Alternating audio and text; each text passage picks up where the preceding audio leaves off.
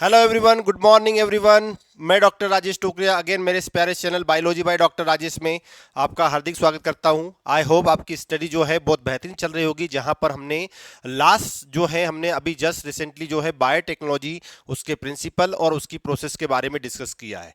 I hope आपको सभी को ये कंसेप्ट जो है बायोटेक्नोलॉजी से रिलेटेड आपको समझ में आया होगा और आपने इसी के बेस पर एनसीईआरटी के पैराग्राफ्स को भी कंप्लीट किया होगा और उन्हीं के बेस पर आपने पुराने साल के जितने भी नीट के क्वेश्चन हैं उनको भी सॉल्व करने की कोशिश की होगी और आई होप आपको सभी को समझ में आया होगा। चलिए, आज से हम एक बायोटेक्नोलॉजी की एप्लीकेशंस को स्टार्ट करने जा रहे हैं, जो कि अगला चैप्टर है। अभी हमने तक बायोटेक्नोलॉजी के बेसिक कंसेप्ट को टोटली तरीके से कंप्लीट कर लिया है। अब जो है हम इसी बायोटेक्नोलॉजी का यूज किस तरह से किया जाएगा, किस तरह से हम बायोटेक्नोलॉजी की एप्लीकेशंस को समझ पाएंगे और क्या क्या एप्लीकेशंस है बायोटेक्नोलॉजी की वेरियस फील्ड्स के अंदर, जो ह्यूमन बेनिफिशियल या ह्यूमन की हेल्थ केयर की बात करें, एग्रीकल्चर प्रोडक्ट की बात करें, तो ओवरऑल कहां कहां बायोटेक्नोलॉजी जो है ह्यूमन के बेनिफिट की बात कर रहा है, इन सभी को हम वन बाय वन डिस्कस करने वाले हैं। तो चलिए, अगेन आप सभी का स्वागत है और आज जो है हम बायोटेक्नोलॉजी और इसकी एप्लीकेशन को डिस्कस करने वाले हैं।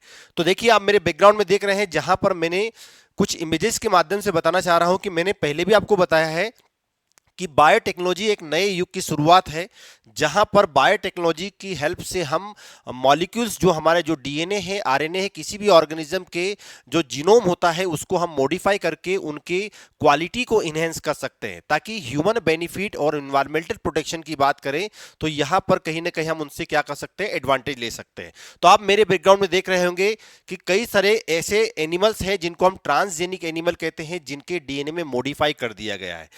यदि हम एनिमल की बात कर रहे हैं तो इस दूसरी ओर हमारे तरफ आपको दिख रहा होगा कि कुछ एग्रीकल्चर क्रॉप हैं, जिनमें भी डीएनए को क्या कर दिया गया है, चेंज कर दिया गया है। उनमें अच्छी क्वालिटी और अच्छी क्वांटिटी प्रोड्यूस करने वाला जो जीन है वो उसको हमने क्या कर दिया है, इंसर्ट करके इनसे हम बेनिफिशियरी प्रोडक्ट जो है वो प्राप्त कर रहे हैं। इसके अलावा हमारी बात करें तो हम ह्यूमन की हेल्थ की बात करें तो कई सारे ऐसे ट्रीटमेंट हैं जिनको डायग्नोस करने के लिए, मतलब जिनका यूज हम कई सारी डिसीज को डायग्नोस करने के लिए और उनका ट्रीटमेंट लेने के लिए हमने जो बायोटेक्नोलॉजी की हेल्प ली है, और कई तरह के डिसीज जो हैं जिनको सॉल्व कर दिया गया है और इस पर बहुत सारी रिसर्च चल रही है। फिर भी हम उन्हीं में से कुछ रिसर्च जो है, जो चल रही है, जिन पे हो चुका है, उनको वन बाय वन डिस्कस करेंगे। तो आप देख रहे हैं ये बायोटेक्नोलॉजी की कितनी एप्लीकेशंस है, चाहे अब हमारी हेल्थ की बात करें, हेल्थ केयर की बात करें, एग्रीकल्चर प्रोडक्शन की बात करें या ट्रांसजेनिक एनिमल की बात करें, तो सभी तरह से बायोटेक्नोलॉजी का यूज जो है, बायोटेक्नोलॉजी की जो प्रोसेस है, उसका एप्लीकेशन जो है हम ले पा रहे हैं। तो चलिए, आज जो है शुरुआत करते हैं बायोटेक्नोलॉजी की एप्लीकेशन से। तो इसके पहले मैं आपको बता दूं कि ऑलरेडी मैं बायोटेक्नोलॉजी की डेफिनेशंस को बता चुका हूं कि बायोटेक्नोलॉजी क्या है। दो वर्ड का फ्यूजन है, जिसमें बायो और टेक्नोलॉजी।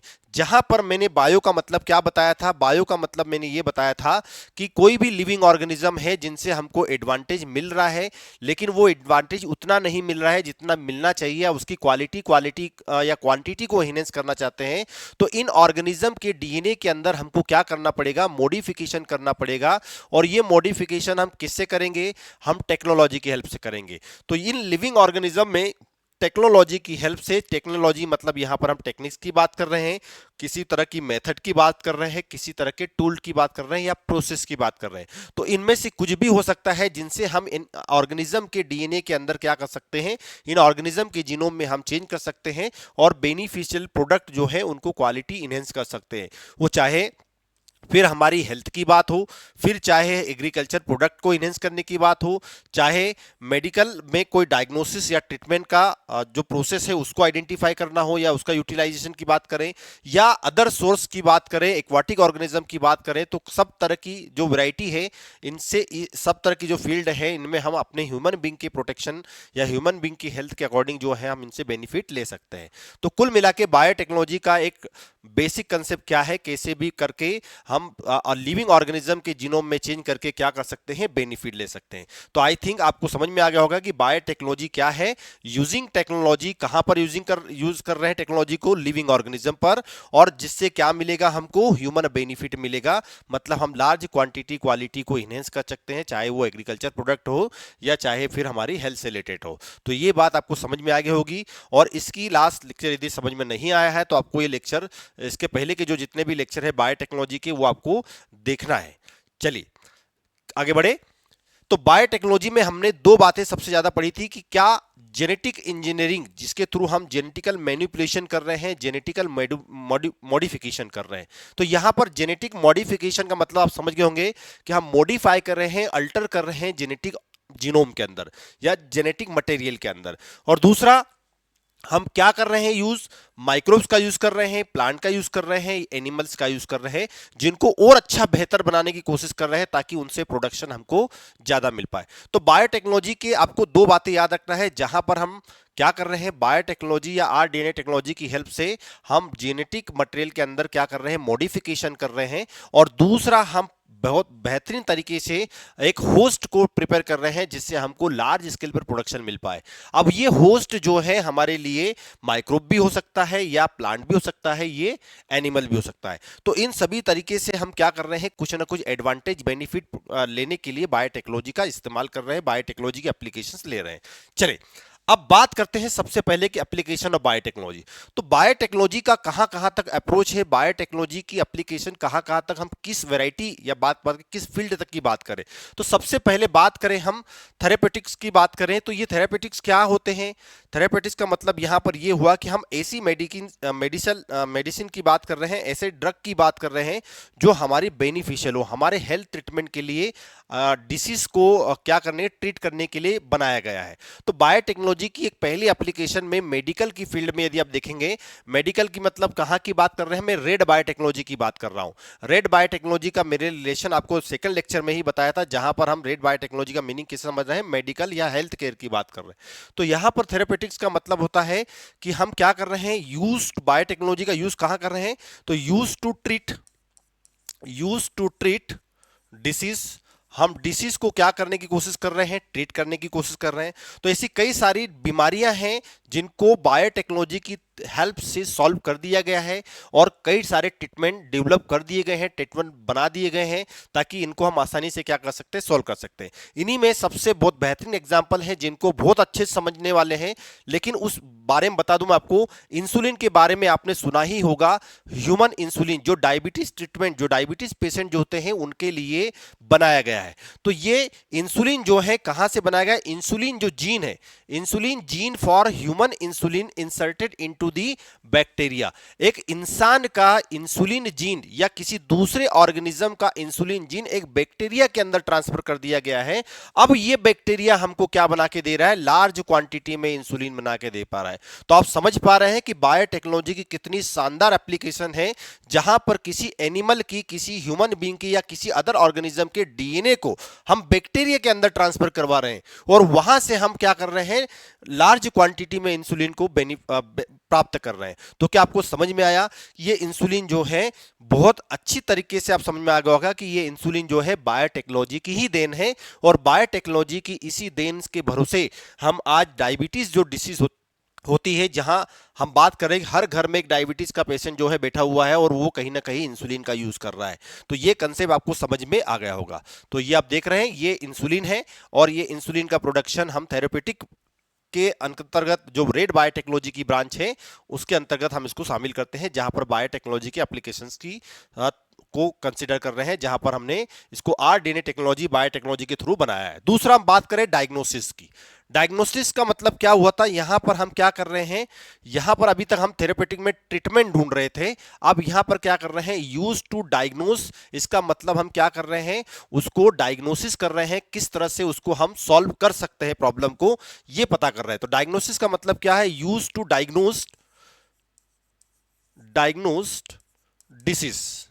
इसका मतलब क्या हुआ, हम डिसीज को फाइंड आउट कर रहे हैं ताकि उसका प्रॉपर तरीके से ट्रीटमेंट हो पाए।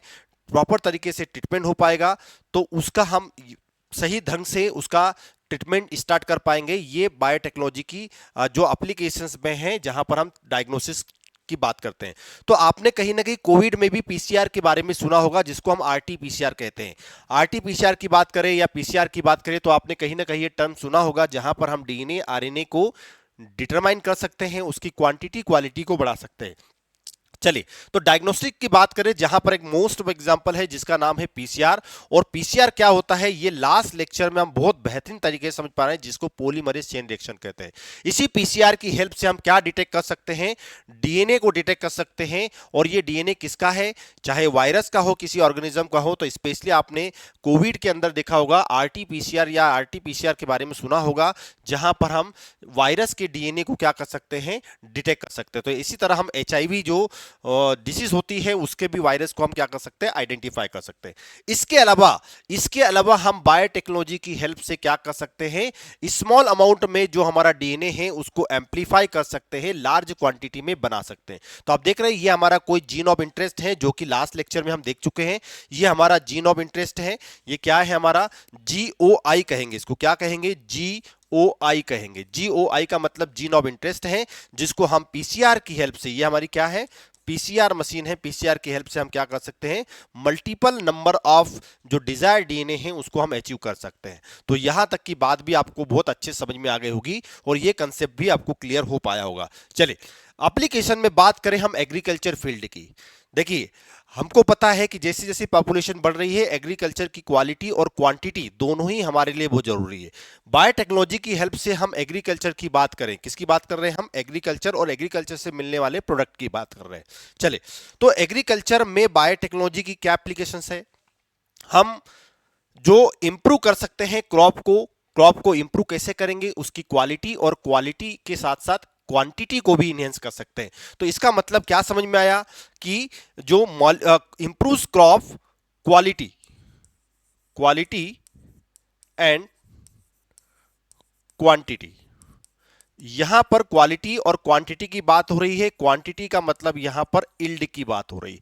तो हम क्या कर सकते हैं, बायोटेक्नोलॉजी के थ्रू अच्छी क्वालिटी का प्रोडक्ट और अच्छी क्वांटिटी में, मतलब उसका उत्पादन क्या कर सकते हैं, ले सकते हैं।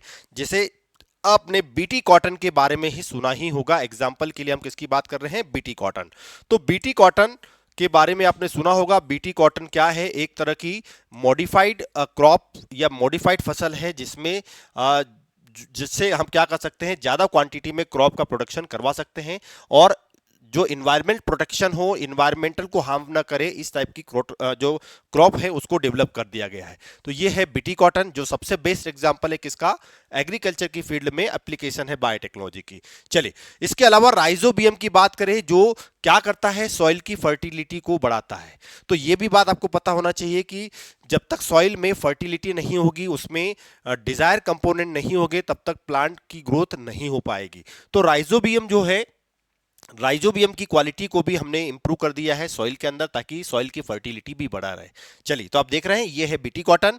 और बीटी कॉटन में क्वालिटी और क्वांटिटी दोनों को माइंड में रखते हुए ये बायोटेक्नोलॉजी की एप्लीकेशन को डिजाइन किया गया है। चलिए, दूसरी तरफ बात करते हैं हम फूड प्रोसेसिंग की। तो मैंने आपको मॉडर्न बायोटेक्नोलॉजी के बारे में बताया था। मॉडर्न बायोटेक्नोलॉजी के अलावा हमने बायोटेक्नोलॉजी की जो ओल्ड प्रोसेस है उसके बारे में भी हमने डिस्कस किया था, कि पुराने समय में किस तरह से दूध से दही बनाया जाता था। लेकिन आज हमारे पास बायोटेक्नोलॉजी की हेल्प से हम लार्ज स्केल पर जो है कई सारे ऐसे डेयरी प्रोडक्ट्स हैं जिनको हम अचीव कर सकते हैं। तो आज हमारे पास स्किल है, हमारे पास टूल्स है, टेक्निक्स है, जिनसे हम क्या कर सकते हैं, लार्ज क्वालिटी में, क्वांटिटी में हम क्या कर सकते हैं, कई तरह के डेयरी प्रोडक्ट्स बना सकते हैं। जैसे आप दही के बारे में देखा ही होगा, जो डाइजेशन के लिए बहुत बेस्ट होता है। और इस तरह से हम क्या कर सकते हैं, मिल्क से कर्ड जो है कई मतलब कम समय में अच्छी क्वालिटी क्वांटिटी के साथ बना सकते हैं। तो ये भी बात आपको समझ में आ गई होगी। तो हम यहाँ क्या कर रहे हैं, यूज यहाँ पर माइक्रोब्स का यूज कर रहे हैं, किसके लिए, फूड प्रोडक्शन के लिए। इसके अलावा आपने देखा होगा, हमने ब्रेड के बारे में भी देखा था, ब्रेड भी बनाए जाते हैं। तो यहाँ पर अब क्या देख रहे हैं हम, लैक्टोबैसिलस, जो क्या करता है, दूध को कर्ड में कन्वर्ट कर देता है। तो फर्मेंटेशन टेक्नोलॉजी के बारे में भी हमने देखा था, जो बायोटेक्नोलॉजी की हेल्प से हम क्या कर सकते हैं, फूड को फर्मेंट कर सकते हैं, कई तरह के प्रोडक्ट जो है हमसे अचीव कर सकते हैं। दूसरा, bio remediation. Most IMP confusion होता है इन वर्ड्स पर। देखिए बायो रेमिडिएशन, इसका मतलब क्या हुआ, हम लिविंग ऑर्गेनिज्म की हेल्प कर रहे हैं। देखो यहां पर बायो का मतलब क्या हुआ, बायो का मतलब यहां पर क्या समझ रहे हैं, बायो का मतलब यहां पर क्या है, बायो का मतलब यहां पर लिविंग ऑर्गेनिज्म की बात कर रहे हैं, माइक्रो ऑर्गेनिज्म की बात कर रहे हैं, जिनकी हेल्प से हम क्या करने वाले हैं, माइक्रोब्स की हेल्प से हम क्या करने वाले हैं, बायोटेक्नोलॉजी में हम माइक्रोब्स की हेल्प से हम क्या करने वाले हैं, जो नेचुरल जो हमारे आपने देखा होगा कि ओशियंस के अंदर जो शिप होते हैं, बड़े बड़े जो जहाज होते हैं, इनसे ऑयल का ट्रांसपोर्टेशन किया जाता है। तो जब भी इन टैंकर्स के अंदर, इन जहाज के अंदर, इन ओशियंस के अंदर जब भी ये कंटेनर जाते हैं तो कहीं ना कहीं लीकेज हो जाता है, कहीं ना कहीं इनमें डैमेज हो जाता है, जिसके कारण ये ऑयल जो है, पेट्रोलियम डीजल जो होता है, वो क्या हो जाता है, स्प्रेड आउट हो जाता है। तो ये समुद्र के अंदर वहां पर स्प्रेड जहां जहां होगा वहां पर क्या करेगा, ये वहां के लिविंग ऑर्गेनिज्म को अफेक्ट करेगा और वहां के लिविंग ऑर्गेनिज्म की डेथ का मेन कारण होता है। तो कहीं पोल्यूशन ना हो, इसलिए बायो रेमिडिएशन का मतलब है यूज ऑफ लिविंग ऑर्गेनिज्म। जहां पर हम क्या यूज कर रहे हैं, यूज ऑफ लिविंग ऑर्गेनिज्म। हम किनका यूज कर रहे हैं, लिविंग ऑर्गेनिज्म का कर रहे हैं। तो use of living organism, living organism का मतलब हम किसकी बात कर रहे हैं, बैक्टीरिया की बात कर रहे हैं। यहां पर हम लिविंग ऑर्गेनिज्म का यूज करके क्या कर रहे हैं, लिविंग ऑर्गेनिज्म का यूज करके क्या कर रहे हैं, क्लीन कर रहे हैं, क्लीन पोल्यूटेंट, पोल्यूटेंट इन्वायरमेंट। मतलब हम इन्वायरमेंट में यदि कोई पोल्यूशन है, जैसे एग्जांपल के लिए सबसे बड़ी प्रॉब्लम चल रही है हमारे यहाँ जो कि इन्वायरमेंटल पोल्यूशन, तो हम ऐसा कोई माइक्रो ऑर्गेनिज्म हो जो इन्वायरमेंट में जितने भी पोल्यूशन है, जो पॉइजनस है, उनको हम क्या कर दें, क्लीन कर दें। तो ऐसा ही एक बैक्टीरिया फाइंड आउट किया गया है जो ऑयल बॉडी जो होती है समुद्र के अंदर, जो ओशियंस के अंदर जो ऑयल बॉडीज होती है, उनको डिग्रेड कर देता है। मतलब ये oil spills cleanup, oil spill cleaner का मतलब जो पानी के अंदर जो ऑयल होता है उनको क्लीन करने का काम करता है। तो ऐसा ही एक ऑर्गेनिज्म है जिसको हम सुडोमोनास क्या कहते हैं, सुडोमोनास पुटिडा कहते हैं। तो सुडोमोनास मोस्ट आईएमपी, सुडो जो मोनास है, सुडोमोनास पुटिडा, सुडोमोनास पुटिडा जो क्या है, एक बैक्टीरिया है। सुडोमोनास पुटिडा एक बैक्टीरिया है जिसका बायोटेक्नोलॉजी की हेल्प से हम क्या एप्लीकेशन ले रहे हैं, ऑयल स्पिल्स को क्या करने हैं, क्लीन करने के लिए। तो क्या आपको ये समझ में आया? तो यहां से एक आईएमपी क्वेश्चन बन सकता है कि कौन सा माइक्रो ऑर्गेनिज्म, कौन सा माइक्रो ऑर्गेनिज्म जो होता है, कौन सा माइक्रो ऑर्गेनिज्म जो होता है ऑयल स्पिल्स या ऑयल को क्लीन करने के लिए यूटिलाइज किया जाता है। तो ये आपको याद रखना है। तो इसी प्रोसेस को हम क्या कहते हैं, बायो रेमिडिएशन। क्लियर है? बायो रेमिडिएशन का मतलब ऑर्गेनिज्म, लिविंग ऑर्गेनिज्म की हेल्प से क्लीन अप करना, पॉल्यूशन को हटाना। दूसरी तरफ बात करें हम किसकी, वेस्ट वाटर ट्रीटमेंट की, या हम बोले वेस्ट ट्रीटमेंट की, सीवेज ट्रीटमेंट की बात करें तो कई सारा पोल्यूशन इन्हीं वेस्ट पोल्यूशन जो बढ़ रहा है वो इन्हीं सीवेज के कारण बढ़ रहा है। तो कहीं ना कहीं ये वाटर की क्वालिटी क्वांटिटी को भी अफेक्ट कर रहे हैं, सॉइल की क्वालिटी क्वांटिटी को भी इफेक्ट कर रहे हैं। तो यहां पर हम क्या कर रहे हैं, सीवेज ट्रीटमेंट कर रहे हैं, किसकी हेल्प से, हम लिविंग ऑर्गेनिज्म की हेल्प से। तो यहां पर लिविंग ऑर्गेनिज्म का यूज जो ओशियन है, वाटर बॉडीज है, उस पर ट्रीटमेंट करने के लिए यूज कर रहे हैं, जबकि यहां पर लिविंग ऑर्गेनिज्म का यूज हम सीवेज ट्रीटमेंट के लिए कर रहे हैं, ताकि माइक्रोब्स क्या कर सकते हैं, उनको डिग्रेड कर सकते हैं। किनको, ऑर्गेनिक वेस्ट, जो हम घरों से निकलने वाला, जो हमारे घरों से निकलने वाला जितना भी कचरा होता है, ऑर्गेनिक वेस्ट होता है, इनको क्या कर सकते हैं, बैक्टीरिया डाइजेस्ट कर सकते हैं और इनको सिंपल कंपाउंड में क्या कर सकते हैं, कन्वर्ट कर सकते हैं। तो ऐसे माइक्रो ऑर्गेनिज्म का यूटिलाइज करना सीवेज ट्रीटमेंट में बेनिफिट होता है, ताकि पोल्यूशन को हम, जो पोल्यूशन है कहीं हद तक हम क्या कर दे, पोल्यूटेंट को कम कर दे। तो ये सभी हम जो अभी अभी डिस्कस किए हैं, थेरेपेटिक की बात करें, डायग्नोसिस की बात करें, चाहे हम एग्रीकल्चर की बात करें, बायो फूड प्रोसेस की बात करें, बायो रेमिडिएशन की बात करें या सीवेज ट्रीटमेंट की बात करें, तो ये सब कहीं ना कहीं क्या है, बायोटेक्नोलॉजी की एप्लीकेशन है, जिनका सबसे ज्यादा यूज जो है आज हो रहा है। लेकिन बायोटेक्नोलॉजी की एप्लीकेशन कैसे फॉलो होगी, कैसे होगी, हम उसको one by one with example जो है बहुत बेहतरीन तरीके से समझने वाले हैं। चलिए, तो यहां तक का कंसेप्ट क्लियर है, आगे बढ़े चले। तो अब क्या हमको डिस्कस करना है कि बायोटेक्नोलॉजी जो है, बायोटेक्नोलॉजी की कौन कौन से एरिया है, रिसर्च एरिया है, जहां पर हम क्या कर सकते हैं, critical research area of the biotechnology, जहां पर हम प्रॉब्लम को सॉल्व करने की बात कर रहे हैं, तो कहां कहां किस एरिया तक कहां कहां पर हम बायोटेक्नोलॉजी का यूटिलाइज कर सकते हैं। तो चलिए, सबसे पहली बात, बायोटेक्नोलॉजी किस क्राइटेरिया की बात कर रहे हैं। बायोटेक्नोलॉजी की क्राइटेरिया की बात करें तो ये 3 क्राइटेरिया मेन है। सबसे पहले बायोटेक्नोलॉजी में बात करें तो बायोटेक्नोलॉजी क्या प्रोवाइड करता है हमको, बेस्ट कैटलिस्ट प्रोवाइड करता है। इसका मतलब यह है कि बायोटेक्नोलॉजी हमको एक ऐसा होस्ट प्रोवाइड करता है, ऐसा होस्ट प्रोवाइड करता है जो हमको प्योर एंजाइम की बात करें तो कैटलिस्ट का मतलब यहां पर होस्ट भी हो सकता है या प्योर एंजाइम भी हो सकता है, या एंजाइम की बात करें तो वो भी हो सकता है। तो यहां पर बायोटेक्नोलॉजी हमको पहला क्या क्रिटिकल रिसर्च एरिया दे रहा है कि हम अच्छे से अच्छा प्रोडक्शन लेने के लिए हम होस्ट डेवलप कर सकते हैं। तो यहां पर कैटलिस्ट का मतलब बेस्ड होस्ट से है। इसका मतलब कैटलिस्ट कैन बी क्या हो सकता है, कैटलिस्ट कैन बी होस्ट हो सकता है। तो catalyst can be host, host कौन, होस्ट में यहां पर कौन हो सकता है, माइक्रोब्स हो सकते हैं। क्या हो सकते हैं, माइक्रोब्स हो सकते हैं, या कौन हो सकते हैं, एंजाइम्स हो सकते हैं। तो क्या आपको ये कंसेप्ट समझ में आया। तो यहां पर बायो कैटलिस्ट का, यहां पर बेस्ड कैटलिस्ट का मतलब क्या है, एंजाइम की बात करें या हम बात करें होस्ट की। तो ये इनको अच्छा बनाने के लिए, ताकि हमको प्रोडक्शन अच्छी तरीके से मिल पाए, तो इन्हीं को हम बायोटेक्नोलॉजी में पहला क्रिटिकल रिसर्च एरिया मान सकते हैं, जहां पर होस्ट को हम अच्छी तरीके से बना सकते हैं। तो साइंटिस्ट का क्या काम मेन हो रहा है कि साइंटिस्ट क्या इंप्रूव करने की कोशिश कर रहे हैं, ऑर्गेनिज्म को कैसे, ऑर्गेनिज्म को इंप्रूव करने की कोशिश कर रहे हैं ताकि उनके जेनेटिक इंजीनियरिंग की जो बायोटेक्नोलॉजी की जो प्रोसेस है उनकी क्वालिटी को इनहेंस किया जाए। तो आप देख रहे हैं यहां पर हम किसी ऑर्गेनिज्म के, एनिमल के डीएनए में भी चेंज करके उनमें कोई डिसीज वाला कैरेक्टर है उसको हटा के हम कोई अच्छा इम्यूनिटी बूस्टिंग पावर जो है वो डेवलप कर सकते हैं, या अच्छा प्रोडक्शन देने वाला कोई जो कैरेक्टर वाला जो जीन है वो इनसे कर सकते हैं। तो हम ट्रांसजेनिक एनिमल या जेनेटिकल मॉडिफाइड एनिमल्स भी बना सकते हैं, या दूसरी बात करें हम एग्रीकल्चर की फील्ड में जेमो मतलब जेनेटिकल मॉडिफाइड क्रॉप्स को भी डेवलप कर सकते हैं, और कई तरह के एंजाइम्स जो है उनका जो प्यूरिफिकेशन है या उनका जो अचीव करने का जो टारगेट है वो भी हम कर सकते हैं। तो चाहे एनिमल की बात करें, प्लांट की बात करें या एंजाइम की बात करें, इन सभी तरीके से हम बायोटेक्नोलॉजी का जो है यूज कर सकते हैं। चलिए, एग्जांपल के लिए आपने समझा होगा कि बायोटेक्नोलॉजी में हम इंसुलिन का प्रोडक्शन करते हैं। तो इंसुलिन इंसुलिन प्रोडक्शन के लिए मैंने अभी इसके पहले की स्लाइड में बताया था कि किसी लिविंग ऑर्गेनिज्म, किसी other living organism like human की बात करें या एनिमल की बात करें, उसके जीन को हम ई कोलाई के अंदर ट्रांसफर कर देते हैं, और ई कोलाई उसको बहुत बेहतरीन तरीके से प्रोडक्शन जो है बढ़ा के हमको देता है। तो यहां पर लिविंग ऑर्गेनिज्म कौन है, यहां पर ई कोलाई है। तो ई कोलाई हमारा क्या हो गया, होस्ट हो गया। तो host E coli modified to produce human insulin.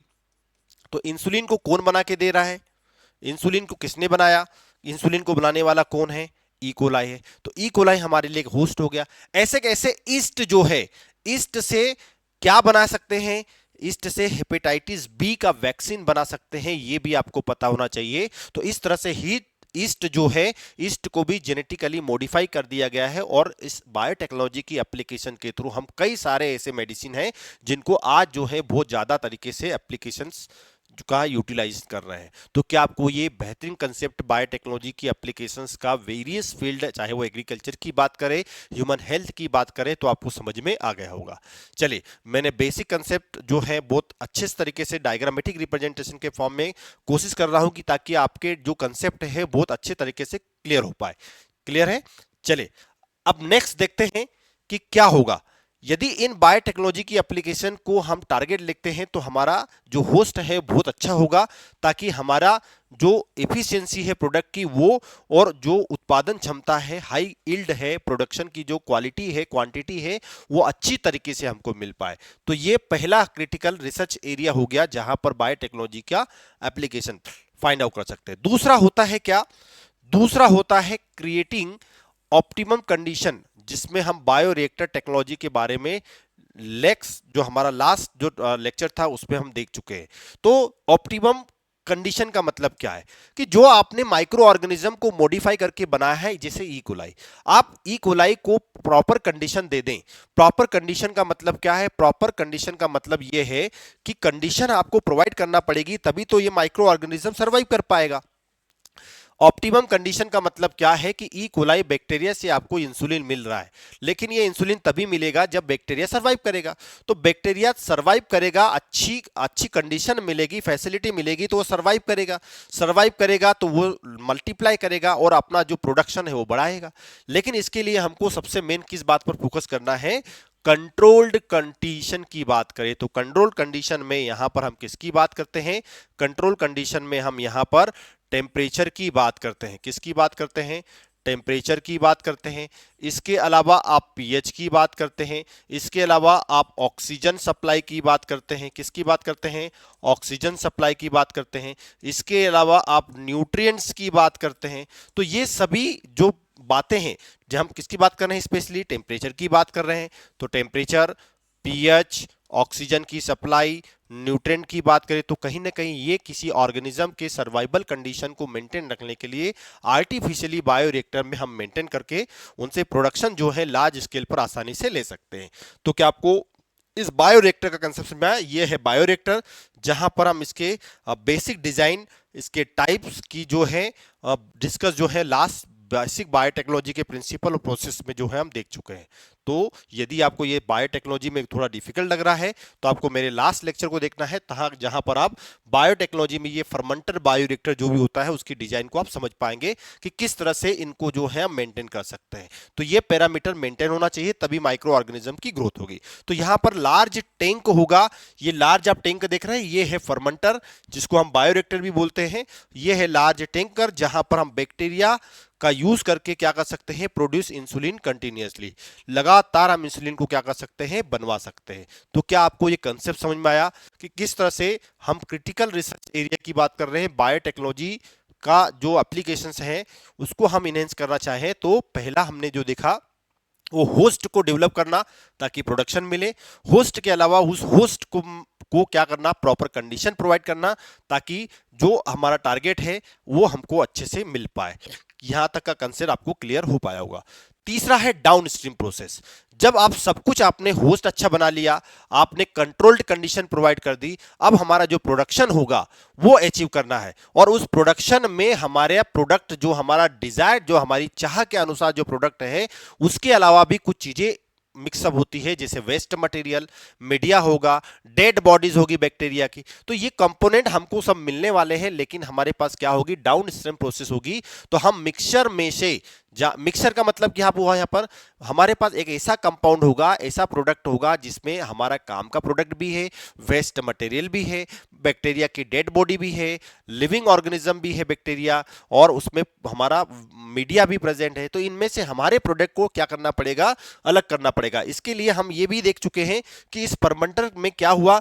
ये फर्मेंटर है तो यहां पर क्या हो रहा है कि अब स्टिंग प्रोसेस हुई, आपने रिकॉम्बिनेंट टेक्नोलॉजी का यूज किया, होस्ट बनाया, उसके बाद आपने उसको फर्मेंटर में रखा, फर्मेंटर में आपने कंट्रोल कंडीशन प्रोवाइड की, उसके बाद जो आपका प्रोडक्ट होगा उसका क्या करना पड़ेगा? डाउन स्ट्रीम प्रोसेस करना पड़ेगा। डाउन स्ट्रीम में हम क्या करते हैं? हम उसको सेपरेट करते हैं, सेपरेट करने के बाद उसका प्यूरिफिकेशन करते हैं, जब प्यूरिफाई कर हो जाएगा तो उसका पैकेजिंग कर देंगे। तो कुल मिला के जब सब कुछ कंप्लीट हो जाए तो हमारे पास क्या होगा? डाउन स्ट्रीम प्रोसेस होगी। और इस डाउन स्ट्रीम प्रोसेस में हम क्या करेंगे? सेपरेशन करेंगे। किसका सेपरेशन करेंगे? Removal of cells. जो सेल्स है उनको सेपरेट करेंगे, जो डेड सेल है उनको अलग कर देंगे, जो लिविंग सेल्स है उनको अलग कर देंगे। दूसरा इनका प्यूरिफिकेशन होगा। जो इंप्यूरिटीज है, इंप्यूरिटीज को हम क्या करेंगे? हटा देंगे। तो मतलब प्यूरिफिकेशन हो जाएगा। तो पहले हम सेपरेशन करेंगे, फिर प्यूरिफिकेशन करेंगे। सेपरेशन हमने देखा था, सेंट्रीफ्यूगेशन हमारे पास है, ये हमने देखा था, क्रोमेटोग्राफी टेक्निक है, उसके थ्रू भी हम सेपरेशन कर सकते हैं। और प्यूरिफिकेशन के लिए भी हमने अलग अलग टेक्निक देखी थी। इसके अलावा हम क्या करेंगे? फॉर्मुलेशन करेंगे और इनका क्या करेंगे? मेकिंग यूजफुल प्रोडक्ट, और इनको क्या करेंगे? लास्ट में हम पैकेज करके मार्केट में सेल आउट करेंगे। तो जैसे कि बताया आपको, insulin purified and packed into the vials and send to the patients. तो क्या आपको एक कंसेप्ट समझ में आया कि किस तरह से हम वन बाय वन स्टेप में जो है बायोटेक्नोलॉजी को क्या कर सकते हैं? यूटिलाइज कर सकते हैं। तो हमारे पास 3 एरिया हो गए, जहां पर हम होस्ट की बात करें या होस्ट से मिलने वाला एंजाइम की बात करें, बायोरिएक्टर की बात करें जहां पर कंट्रोल कंडीशन प्रोवाइड कर दे, और तीसरी बायो डाउन प्रोसेस की बात करें तो डाउन स्ट्रीम प्रोसेस में हम प्यूरिफिकेशन की बात करें, प्यूरिफिकेशन के अलावा सेपरेशन की बात करें, उनकी पैकेजिंग की बात करें, तो ये सभी बातें कहां पर आती है? बायोटेक्नोलॉजी में आती है। चलिए अब बायोटेक्नोलॉजी की एप्लीकेशंस को हम समझना चाह रहे हैं कि बायोटेक्नोलॉजी का कितना बड़ा स्कोप है, और इसी स्कोप में अब मैं आपको बता दूं, जैसे सपोज एग्जांपल के लिए मैं आपको समझाने जा रहा हूं, एग्रीकल्चर की बात कर रहा हूं। देखिए, बढ़ती हुई पॉपुलेशन है, बढ़ती हुई पॉपुलेशन में हमारा सबसे बड़ा टारगेट क्या है कि जैसे जैसे पॉपुलेशन बढ़ेगी तो पॉपुलेशन बढ़ने के कारण क्या हमारे पास अच्छी क्वालिटी का फूड और अच्छी क्वांटिटी में क्वालिटी के साथ हमारा जो एग्रीकल्चर प्रोडक्ट हमको अचीव हो पाएगा। ये क्या हमारे पास फ्यूचर में अच्छी क्वालिटी क्वांटिटी का फूड मिल पाएगा? तो ये प्रोडक्शन तभी मिल पाएगा जब आपके पास अच्छी क्वालिटी का सीड होगा, अच्छी क्वालिटी की टेक्निक्स होगी, तभी जाके आप इनको जो है अचीव कर पाएंगे। तो यहां पर मैं क्या बता रहा हूं कि कई सालों से, मेनी ईयर्स, इसका मतलब क्या है, कई सालों से एक ही फोकस किया जा रहा है कि कैसे भी इंक्रीज किया जाए क्वांटिटी और क्वालिटी को। क्या आप समझ पा रहे हैं? हम एग्रीकल्चर की बात करें, बायोटेक्नोलॉजिकल एप्लीकेशंस इन एग्रीकल्चर की बात कर रहे हैं, तो एप्लीकेशंस एग्रीकल्चर में बात कर रहे हैं, तो आपको क्या याद रखना है कि कई सालों से यही कोशिश चल रही है, यही फोकस चल रहा है कि किस तरह से हम एग्रीकल्चर क्रॉप जो है उसकी क्वालिटी और क्वांटिटी को इनहेंस किया जाए। अब ये कैसे किया जा रहा है? तो आज के प्रेजेंट सिनेरियो में आप देख रहे हैं किसान कहीं गुना हद तक जो है एग्रो केमिकल्स बेस्ड एग्रीकल्चर कर रहा है। इसका मतलब क्या आप समझ पा रहे हैं कि आज मार्केट में कई सारे ऐसे केमिकल हैं, फर्टिलाइजर्स हैं, जिनका यूज किसान फार्मर जो है कर रहा है, और अच्छी क्वांटिटी में कर रहा है। अच्छी क्वांटिटी का इन द सेंस ये है कि जितना खेत में क्रॉप के प्रोडक्शन के लिए चाहिए उससे दुगना यूटिलाइज कर रहा है। लेकिन ये बात हमको समझाना पड़ेगी कि प्रोडक्शन तो आप बढ़ाना चाह रहे हो, लेकिन ये है एग्रो केमिकल्स। केमिकल्स ये कौन है? ये हो सकते हैं ये क्या बोल सकते हैं, फर्टिलाइजर, सॉरी, ये क्या है, फर्टिलाइजर है। कौन से फर्टिलाइजर? केमिकल फर्टिलाइजर से। तो मैं इसको मेंशन कर देता हूं यहां पर, ये क्या है, केमिकल फर्टिलाइजर्स एंड पेस्टिसाइड्स। तो क्या आपको समझ में आया? ये पेस्टिसाइड का यूज जो है फार्मर्स कर रहे हैं, और किस तरह से कर रहे हैं, क्रॉप प्रोडक्शन जो है उनको इंक्रीज करने के लिए। तो पहला बायोटेक्नोलॉजी की एप्लीकेशन ये बोलना चाह रहा है कि आप एग्रीकल्चर में प्रोडक्शन बढ़ाने के लिए एग्रो केमिकल्स का जो है वो क्या कर रहे हैं, इस्तेमाल कर रहे हैं। लेकिन क्या इससे कोई गारंटी है कि इन्वायरमेंटल पोल्यूशन नहीं होगा? लेकिन ये बात आपको याद रखना है। दूसरा, यदि आपको प्रोडक्शन लेना है तो आपको ऑर्गेनिक एग्रीकल्चर करना पड़ेगी। ऑर्गेनिक एग्रीकल्चर का मतलब नेचुरल फार्मिंग मेथड्स का यूज करना पड़ेगा। जैसे आपने सुना ही होगा कि जो एनिमल्स का जो प्रोडक्ट होता है, गोबर खाद जो होता है, उसको एग्रीकल्चर में सबसे ज्यादा बेस्ट माना जाता है ऑर्गेनिक फार्मिंग के लिए। तो पहला तरीका क्या होगा, या तो आप केमिकल का यूज करें, दूसरा ऑर्गेनिक एग्रीकल्चर करें, या तो नेचुरल ऑर्गेनिज्म, आपने केचुए के अर्थवर्म के बारे में सुना होगा, उनका यूटिलाइज भी गोबर खाद अच्छा फर्टिलाइजर, बायो फर्टिलाइजर बनाने के लिए किया जाता है। तो ये भी आपको समझ में आ गया होगा। जैसे एग्जांपल के लिए मैंने आपको बताया कि एग्रो केमिकल में किसान क्या करता है, अपने खेतों में कीड़ों को मारने के लिए, आप देख रहे हैं कीड़ों को मारने के लिए वो पेस्टिसाइड का यूज कर रहा है। यदि ये कीड़े मर गए तो प्रोडक्शन 100% होगा, ये गारंटी है। लेकिन बात प्रॉब्लम कहां पर आएगी, इन्वायरमेंटल पोल्यूशन की आएगी। दूसरी बात करें, यदि आपको क्रॉप का प्रोडक्शन बढ़ाना है तो ऑर्गेनिक खेती करना पड़ेगी, जैसे राइजोबियम, नॉस्टॉक, एजोला और एजिटोबैक्टर, ऐसे कई सारे हमारे फार्म जो फ्रेंड्स हैं, किसान फार्मर्स जो होते हैं उनके फ्रेंड्स हैं, जो सॉइल की फर्टिलिटी को मेंटेन रखते हैं, प्रोडक्शन बढ़ाने की क्वांटिटी जो क्वालिटी को जो है वो इनहेंस करते हैं। और इसी के अलावा तीसरा सबसे बेहतरीन जो बायोटेक्नोलॉजी की एप्लीकेशन है, जिसको हम कहते हैं genetically engineer crop based agriculture, GM crops.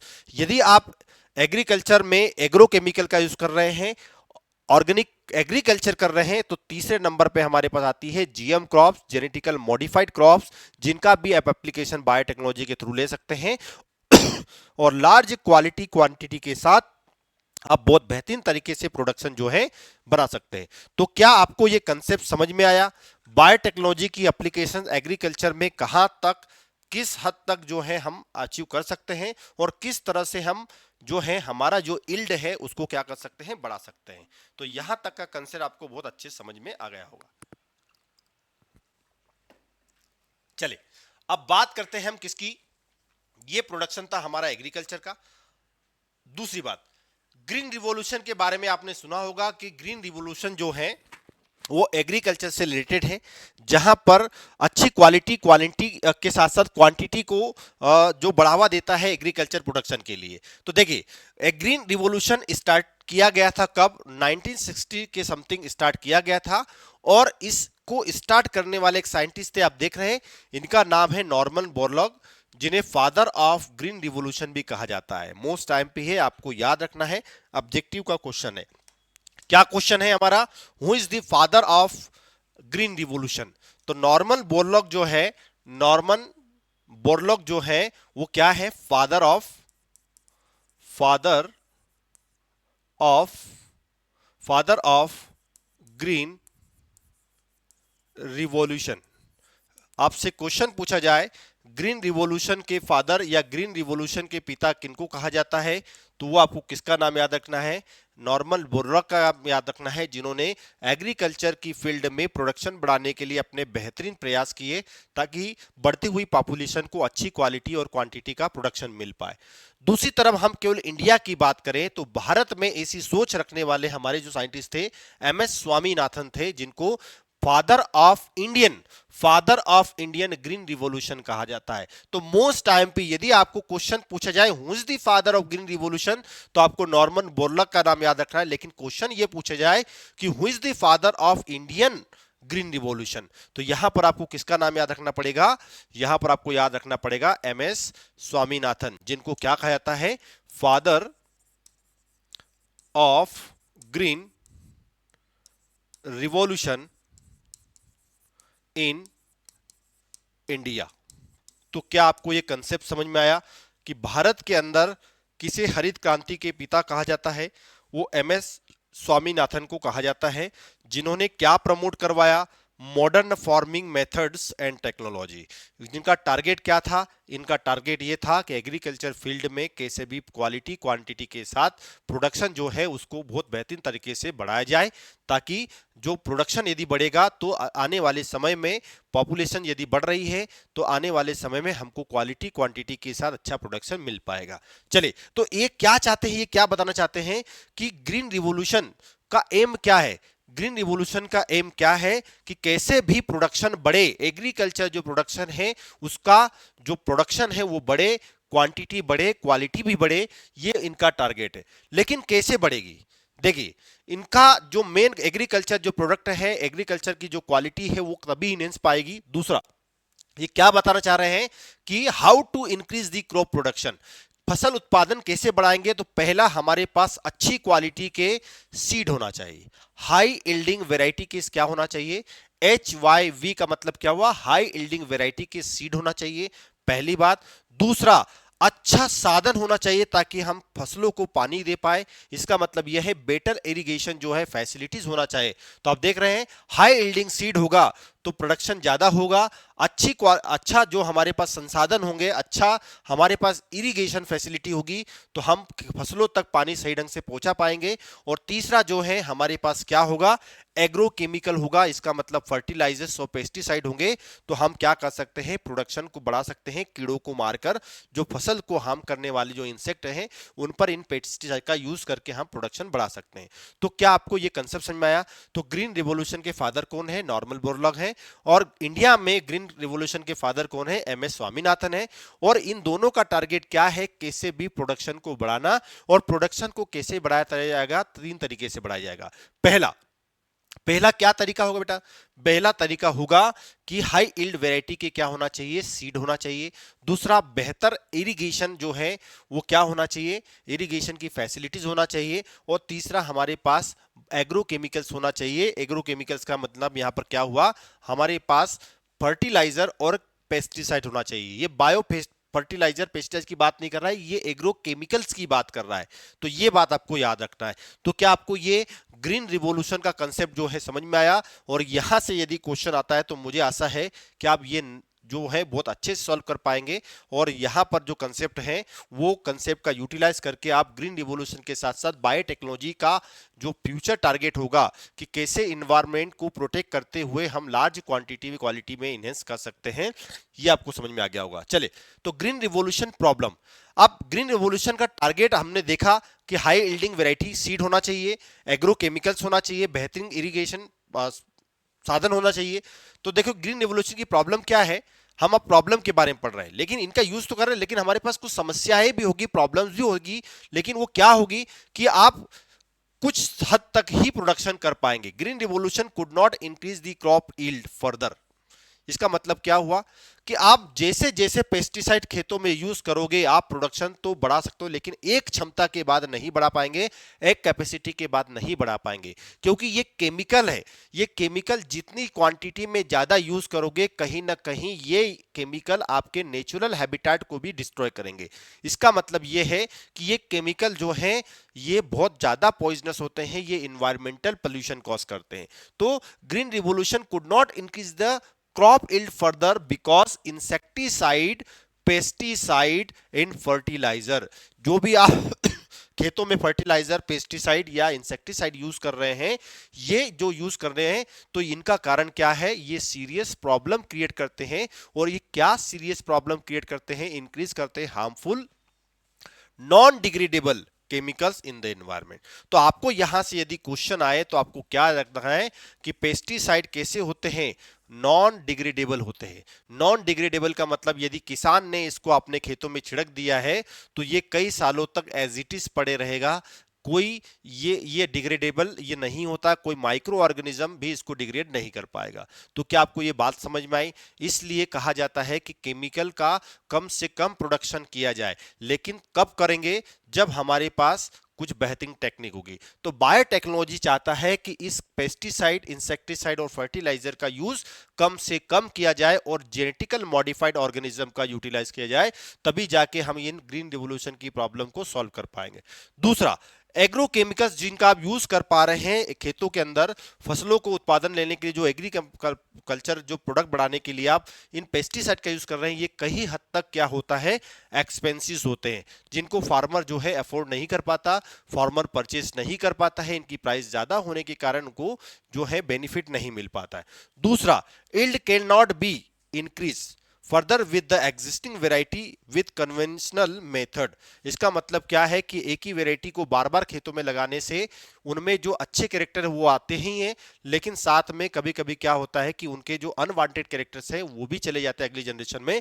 तो आप लगातार ऐसा प्रोसेस जो है अप्लाई नहीं कर सकते एग्रीकल्चर में, ताकि प्रोडक्शन को आप लगातार इनहेंस कर पाए। तो क्या आप ये समझ पा रहे हैं कि बायोटेक्नोलॉजी में ग्रीन रिवॉल्यूशन को का ग्रीन रिवॉल्यूशन का शुरुआत की गई ताकि प्रोडक्शन बढ़ाया जाए, लेकिन कहीं ना कहीं हमारे पास प्रॉब्लम है, कहीं ना कहीं हमारे पास ऐसी समस्या है जिनका सॉल्यूशन जो है हमको ढूंढना पड़ेगा।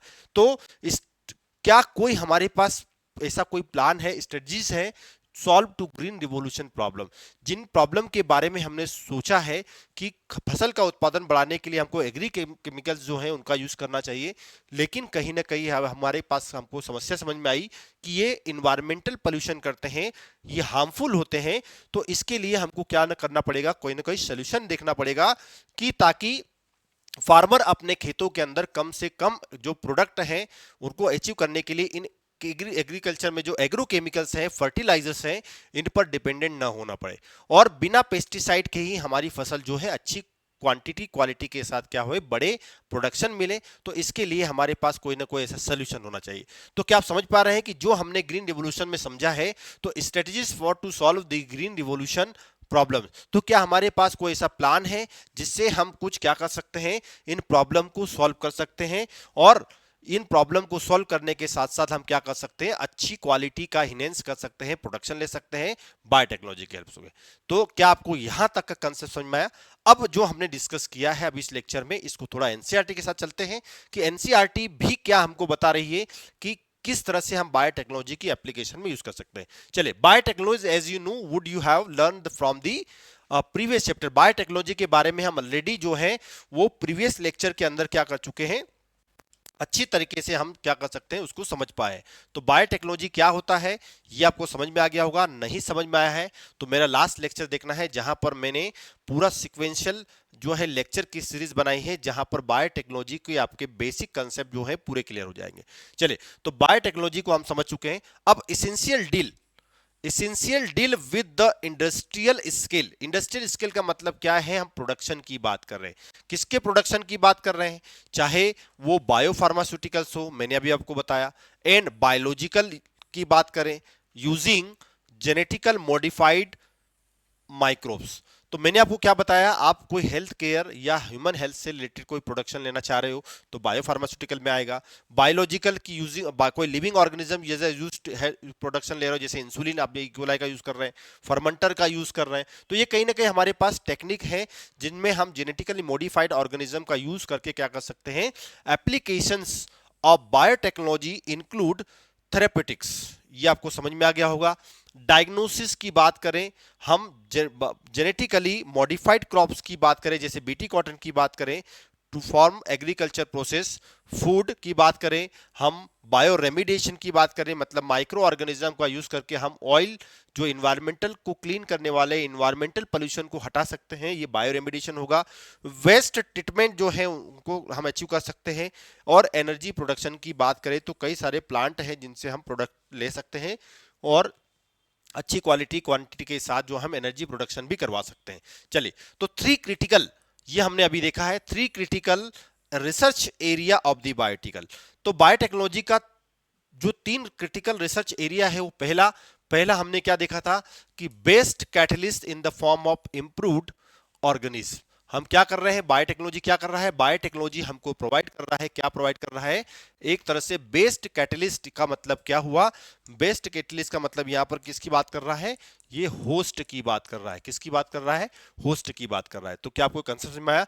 यूजली वो कौन हो सकता है, वो माइक्रोब्स हो सकता है, वो कौन हो सकता है, वो माइक्रोब्स हो सकता है या प्योर एंजाइम हो सकता है।